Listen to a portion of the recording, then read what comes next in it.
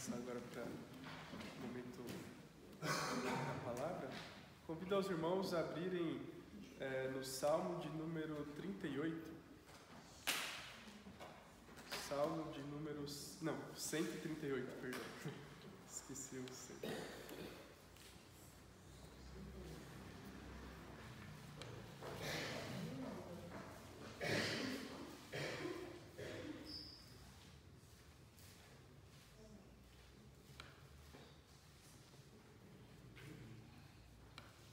Salmo de Davi, de número 138.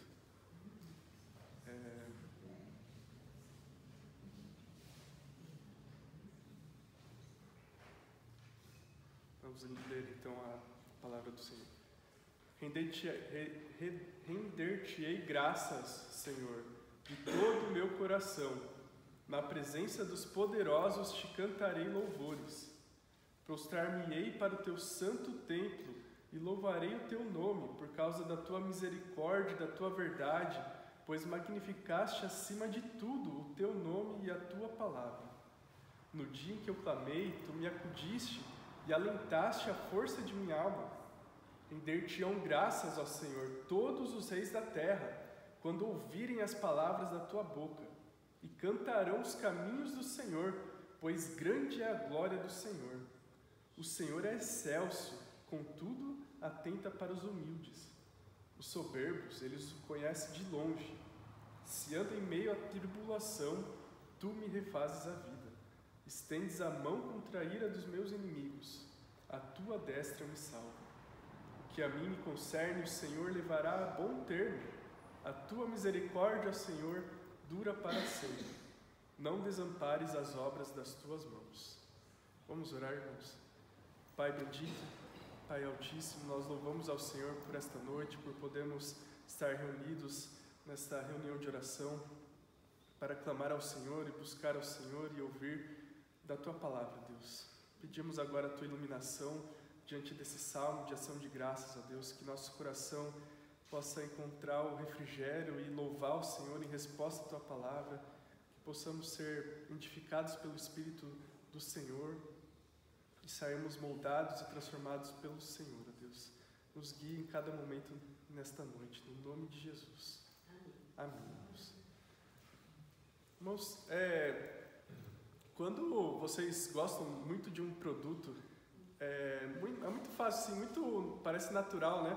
A gente divulgar ele, né? A gente vai no restaurante, a gente consome um serviço e assim, quando aquilo encanta a gente tem a tendência de sair já divulgando, já sair comentando com os nossos amigos e colegas e falando, olha, aquele restaurante lá é bom, vale a pena ir, aquele produto, aquele serviço, aquela marca funciona. E a gente acaba fazendo essa propaganda gratuita, né? E isso as empresas estão ligadas, né? Que esse marketing assim, pessoal é o melhor marketing que tem quando as próprias pessoas que consomem o seu produto, elas fazem isso, vão falando para as outras pessoas. Esse é o melhor tipo de divulgação, né? Que as pessoas creem. É uma pessoa que você confia e está te recomendando algo, você vai lá e compra aquilo com base na palavra daquela pessoa.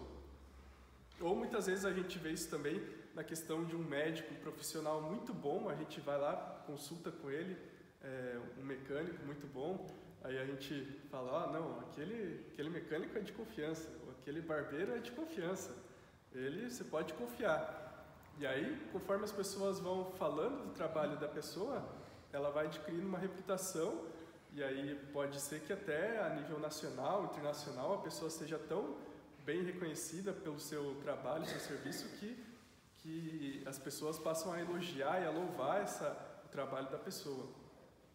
Então as pessoas elogiam esse trabalho e espalham essa notícia.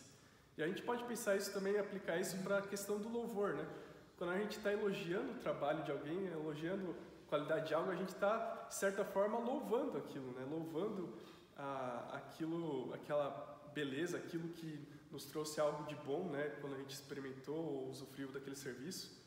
O C.S. Lewis fala até que o louvor é quando a gente aquele momento quando a gente está louvando a pessoa, o objeto que a gente ama, é um momento que a gente está consumando a nossa alegria naquela pessoa ou naquele objeto. Então é por isso que os amantes louvam os seus amados, porque quando eles elogiam eles ou as coisas que eles amam, a alegria da pessoa naquilo é completa, né? Ela se torna completa. O texto que a gente leu hoje vai falar sobre dar graças à pessoa que é a pessoa mais valiosa do universo, né? Não existe valor para Deus, né? A pessoa mais valiosa do universo. O texto que a gente leu hoje vai nos chamar a dar graças, a louvar a pessoa que vale mais do que tudo no universo. E essa pessoa, ela se importa com você e te guia até o fim, te levando até o fim, te conduzindo. O texto dessa noite, então, vai nos chamar a louvar o Senhor, o Deus da aliança, pois Ele é digno de todo louvor e te conduz até o fim da sua caminhada. E a gente vai ver isso em 3 partes. Primeiro a gente vai ver ali do verso 1 ao 3 agora, como o Senhor é digno de ser louvado de todo o coração e acima de tudo. Então a gente vê ali no começo do verso 1, né? Primeiro que assim, é possível que esse Salmo 138 tenha sido escrito, composto por Davi, como o título fala, no momento em que Deus tinha feito uma aliança com ele. Então ele queria construir um templo para Deus, e Deus vai lá e responde e faz uma aliança com ele, a aliança que a gente chama de aliança davídica, né? E Deus fala, olha, eu vou edificar uma casa para você. Então vai ter um herdeiro, um descendente teu, do teu trono, filho de Davi, cujo reino dele vai ser eterno, não vai ter fim. O próprio Jesus seria o filho de Davi. Então essa aliança que Deus fez com Davi, falando que ele Deus ia construir essa casa para ele, ia construir o nome dele, porque ele tinha se voltado para ele. Então é possível que esse salmo seja em resposta a isso, por toda a temática assim, de aliança, algumas frases como os poderosos ali no verso 1, como a gente vai ver, em outros momentos, parecem aludir àquela linguagem que Deus usa ali na aliança com Davi, em 2 Samuel capítulo 7. E aí a gente agora olha mais especificamente no verso 1. Render-te-ei graças, Senhor, de todo o meu coração. Então esse todo coração aqui, o coração não é simplesmente com todas as minhas emoções, né? O coração, quando a Bíblia fala de coração, ela está falando do mais profundo do seu ser, né? Então quando ele está falando aqui que vai render graças ao Senhor de todo o coração dele, ele está falando que é com toda a minha vida, com todo o meu ser, com toda a minha essência, em todas as esferas da minha vida, são para louvar, para dar graças ao Senhor. E aí ele continua, na presença dos poderosos te cantarei louvores. Esse poderosos pode ser, literalmente isso daqui significa deuses.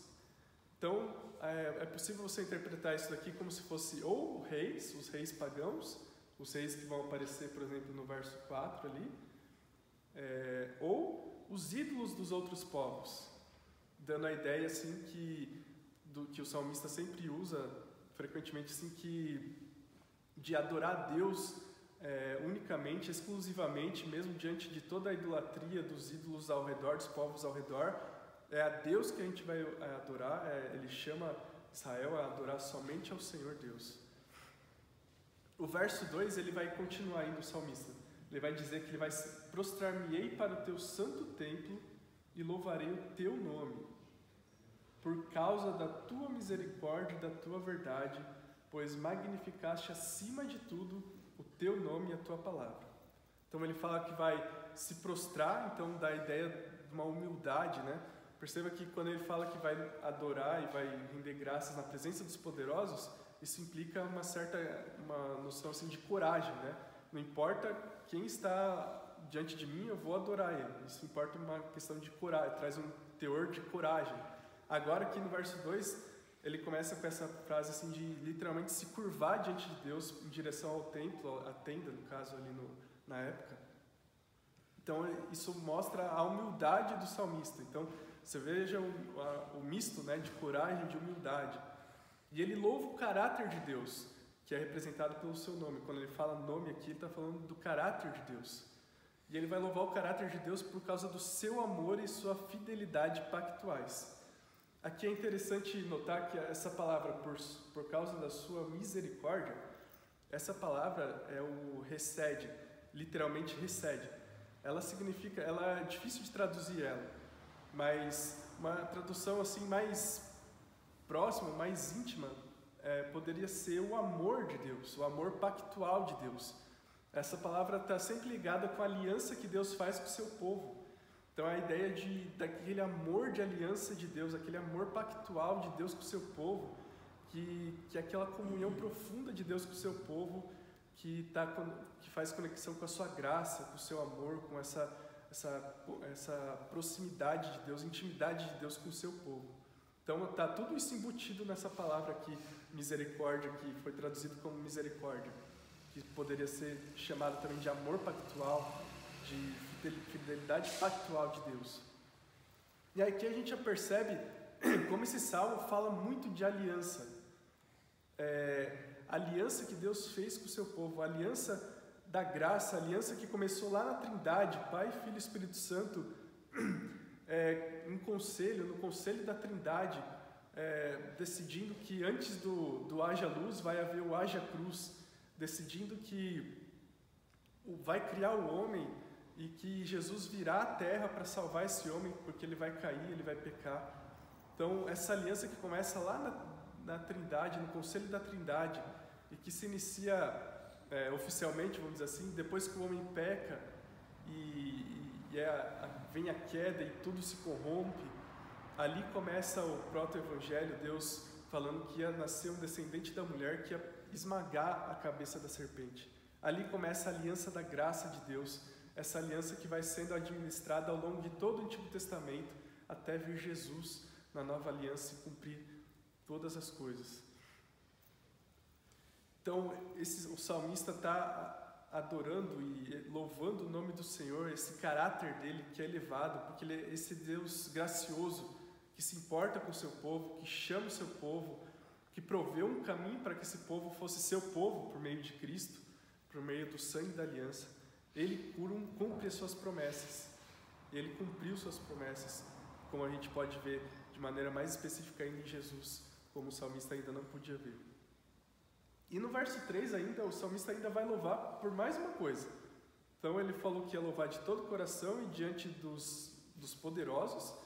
Ele falou que ia adorar o nome do Senhor e por seu amor pactual, fidelidade pactual. E agora ele vai falar que ele vai louvar a Deus porque no dia que ele clamou, no verso 3 vai dizer, o Senhor acudiu, o Senhor socorreu ele, o Senhor deu um livramento para ele. E alentastes a força de minha alma. Ele louva porque ele foi socorrido, Deus comunicou-lhe força. Deus, é como se essa expressão quisesse dizer assim, que Deus fez ele corajoso e forte. Deus o socorreu quando ele clamou a ele. Isso é muito especial porque muitas vezes a gente é muito movido pelas experiências que a gente tem com Deus. Assim, as experiências que a gente tem com Deus trazem essa solidez da nossa fé, da nossa concretude, né, do nosso caminhar com Deus. É igual quando a gente pensa numa ilustração que o C.S. Lewis diz. Quando a gente tem uma corda e diz que confia na qualidade da corda, a gente está simplesmente dizendo, eu confio que aquela corda é boa, tal, mas é isso, está só na parte intelectual. Mas agora quando você é lançado do precipício e aquela corda é a única coisa que tem para você se segurar e te socorrer, é ali que você vai realmente confiar e experimentar aquela corda para a sua salvação. É ali que você vai ter o experimento do livramento. Assim também com Deus, quando a gente é socorrido por Deus em meio às nossas tribulações, a gente tem esse contato sólido da nossa fé com a realidade. A gente está experimentando, como o salmista experimentou aqui, um socorro de Deus ali na hora. A gente sabe que foi Deus porque só Ele poderia ter nos tirado naquele momento. E isso leva o salmista a louvar a Deus, a adorar a Deus em gratidão, porque esse Deus de aliança, esse Deus que cumpre sua promessa também o salvou quando ele clamou. Nós também, irmãos, nós somos chamados a dar graças a Deus com todo o nosso ser, em toda a nossa esperança não apenas com as coisas alegres das nossas vidas. Os salmos também mostram que muitas vezes os salmistas apresentavam diante de Deus todo o nosso lamento. Então, parte do que significa louvar a Deus também inclui apresentar diante dele os nossos problemas, as nossas tribulações. Isso faz parte de louvar a Deus. Louvar não é simplesmente esquecer das coisas ruins que acontecem na nossa vida, mas é simplesmente dar graças a Deus por tudo que Ele tem feito, as coisas boas, sejam nas ruins, quando Ele está nos sustentando e nos guardando. Mesmo diante, agora olhando para os poderosos ali que o salmista fala, mesmo diante de todas as pressões que esse mundo nos coloca, seja a pressão do poder, seja a pressão do dinheiro, a pressão da sensualidade, dos vícios, que querem muitas vezes arrancar a energia da adoração que deveria ser voltada só para Deus, mas que agora essa pressão do mundo, da carne, querem seduzir para nos tirar do foco. Ou as ideologias que nos chamam de quadrado, as ideologias que nos fazem sentir muitas vezes acuado no trabalho, na faculdade. Nós somos chamados a manter o nosso testemunho com coragem, a louvar a Deus diante desses poderosos, desses deuses, e com coragem manter o nosso testemunho firme e evidente para eles, a louvar o Senhor Deus diante deles, a mostrar que o nosso Deus é confiável, Ele é o Deus que cumpre suas promessas, Ele não é igual aos ídolos que prometem tantas coisas e eles jamais vão cumprir o que prometem, a sedução do pecado que jamais vai prometer a alegria e a felicidade que o pecado promete. Não se esqueça também, meus irmãos, dos livramentos que Deus nos traz, porque um dia Ele nos salvou, não somente nos salvou Ele nos salvou da perdição extrema, que é o próprio inferno, a condenação eterna. Ele nos salvou e nos livrou disso, e também ainda nos mantém em vários livramentos cotidianos ao longo da nossa vida. O salmista ainda continua no verso 4, verso 5, falando que todos os reis da terra vão louvar o Senhor. O Senhor é digno de ser louvado em toda a terra, como o verso 4 e 5 vão dizer. Render-te-ão graças ao Senhor todos os reis da terra, quando ouvirem as palavras da tua boca, e cantarão os caminhos do Senhor, pois grande é a glória do Senhor. Perceba, todos os reis da terra vão louvar, adorar a Deus quando ouvirem, né? A expressão diz assim, né? Quando ouvirem os ensinamentos, as palavras da tua boca. Então aqui mostra um tema comum que presente assim nos Salmos, que a gente pode ver, que é a inclusão dos gentios, os gentios também sendo chamados a louvar e adorar a Deus. Não só o povo de Israel, mas agora todas as nações de todo mundo. O louvor não é mais só restrito ao povo de Israel, mas todos os gentios e povos da terra são chamados também a participar desse louvor, dessa adoração. E ele vai dizer que eles ouvirão e em resposta vão adorar como resposta a esse ouvir. E isso claramente está antecipando a expansão do Evangelho. Quando Cristo vem à terra, agora com o anúncio do Evangelho a toda a criatura, a gente vê agora o começo disso, de todos os reis e povos da terra sendo chamados à fé, sendo chamados ao conhecimento do Evangelho, todos os povos agora tendo acesso, ainda não todos, a gente sabe que tem os povos não alcançados, mas o Evangelho se expandindo globalmente, chamando todo aquele que ouve e a todo aquele que é enviado para pregar, todos esses povos são chamados a adorar a Deus em resposta a esse evangelismo, a essas missões. E não somente isso, o próprio fim de todas as coisas, isso daqui aponta para o próprio fim. Em Apocalipse 21, 24, o versículo Apocalipse 21, verso 24, vai dizer assim: as nações andarão mediante a sua luz, e os reis da terra lhe trazem a sua glória. Apocalipse, lá o penúltimo capítulo da Bíblia, vai descrever essa imagem de todos os reis da terra trazendo a glória para o Senhor, se rendendo e se prostrando, glorificando ao Rei verdadeiro, ao Rei Supremo, nosso Senhor Jesus Cristo. Então perceba como esse salmo está apontando para coisas no futuro, coisas grandiosas como essa. A obra do Senhor Jesus, na vinda dele, na plenitude dos tempos, e não somente para isso, mas para a consumação dos tempos, onde ele vai voltar como juiz para julgar os vivos e os mortos e ressuscitar os seus, trazer a sua igreja e instaurar a nova era. Uma nova era de novos céus e nova terra, né? Grande é a glória do Senhor, como a gente vê aqui, né? Ele fala que vão cantar os caminhos do Senhor, porque grande é a glória do Senhor. Meus irmãos, esses versos mostram que a nossa admiração, a nossa adoração, ela deve testemunhar dessas belezas do nosso Rei, para comunicar essas maravilhas para todo mundo que está ao nosso redor, fazer parte do chamado desses versos, para levar assim, o conhecimento do Altíssimo para todos os povos da terra. Nós somos chamados a fazer parte desse processo, dessa expansão do Evangelho, de testemunhar, de glorificar a Deus, de adorar a Ele, de uma maneira que isso implique em nós anunciando essas maravilhas para as pessoas, para que elas também ouçam e possam adorar como nós adoramos.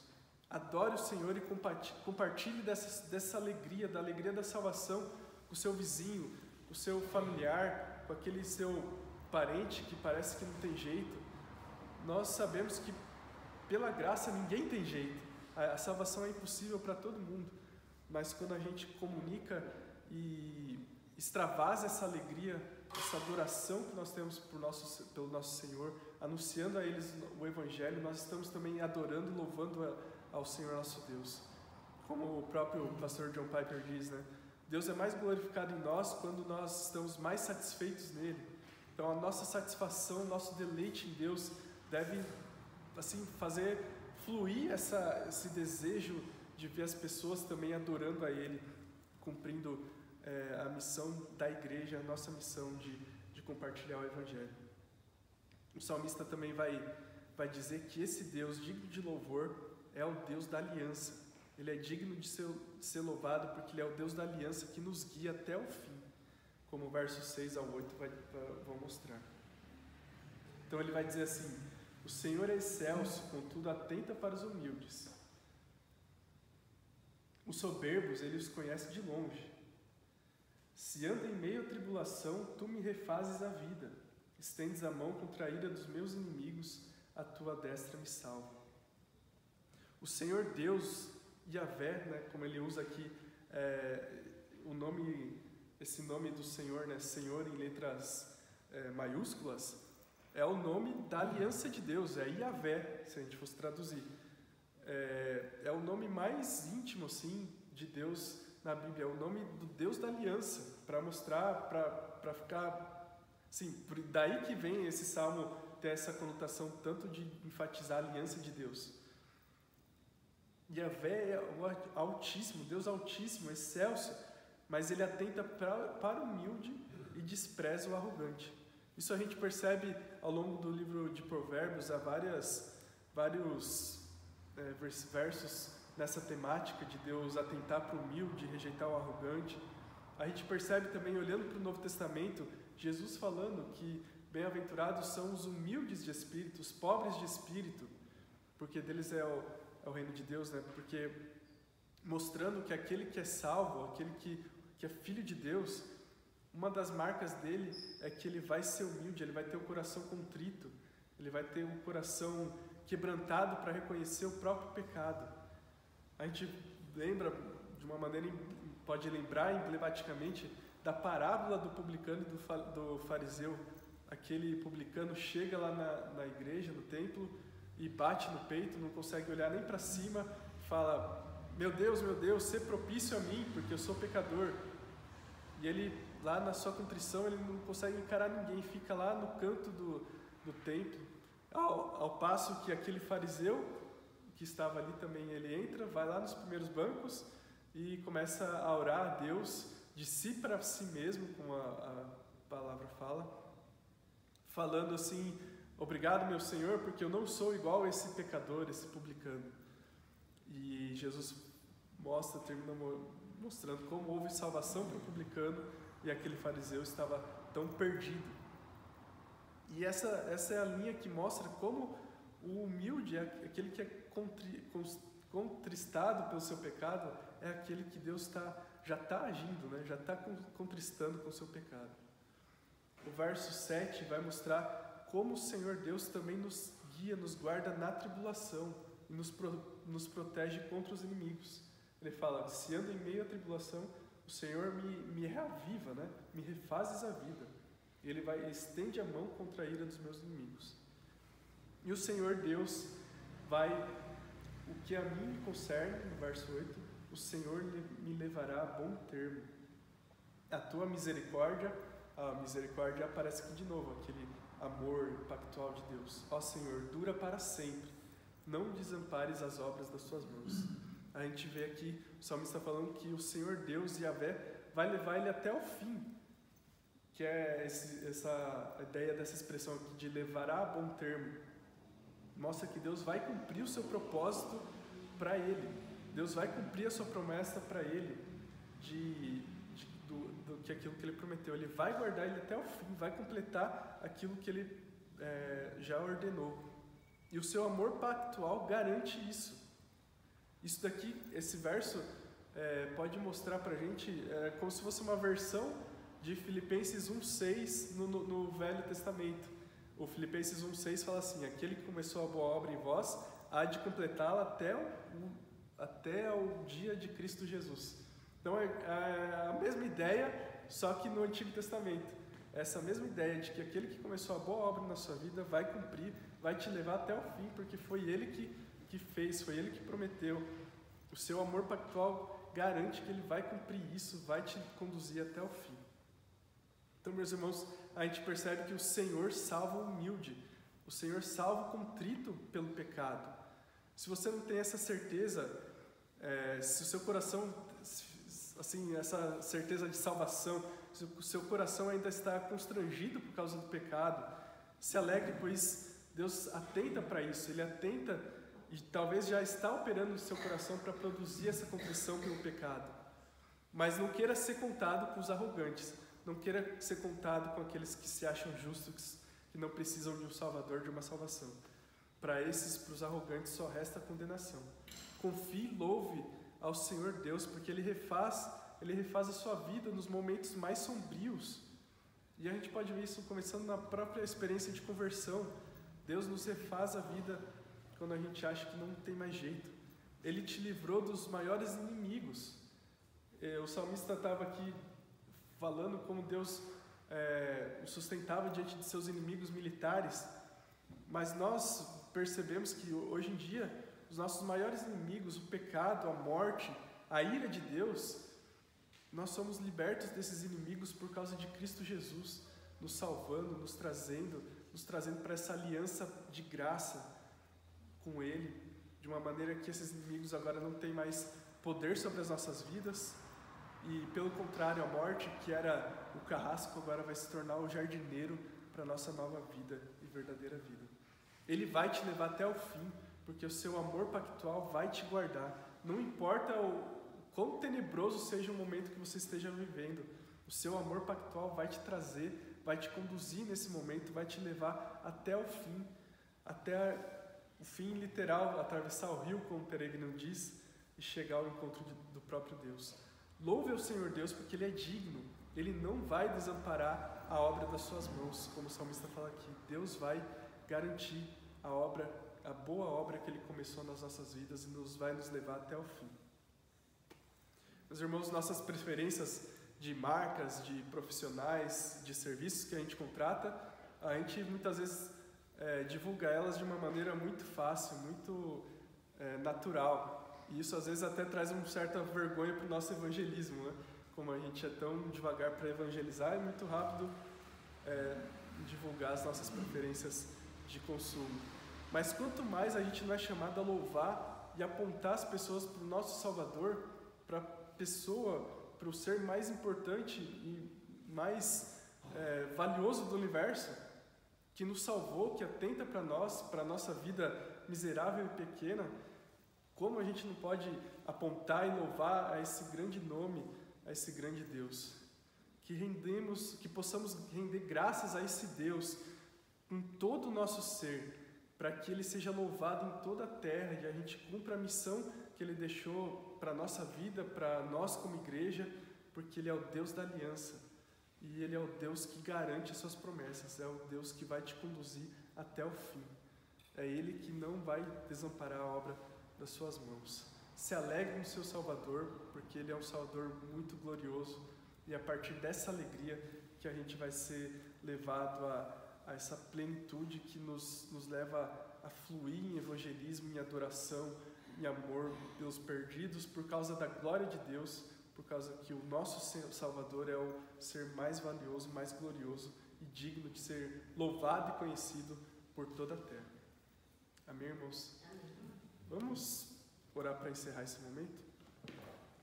Pai Altíssimo, louvamos ao Senhor, damos graças ao Senhor por tão grandes feitos em nossas vidas, por tão grande salvação, porque Tu és o Deus da aliança, o Deus cujo amor pactual nos mantém no Senhor, nos sustenta em cada momento.